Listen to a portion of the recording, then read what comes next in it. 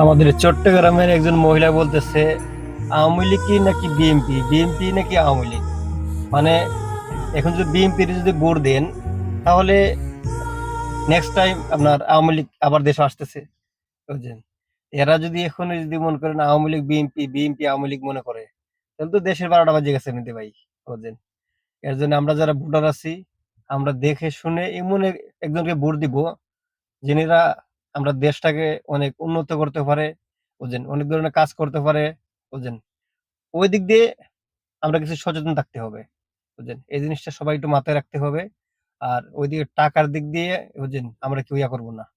আগের মানুষ তো মনে করেন টাকা খায়া যারা মন চায় তারে ভোট দিছে দিয়া, এখন বর্তমান দেশের অবস্থা 12টা বেজে গেছে, বুঝছেন। এই দিক দিয়ে আমরা যেন না যাই, বুঝছেন।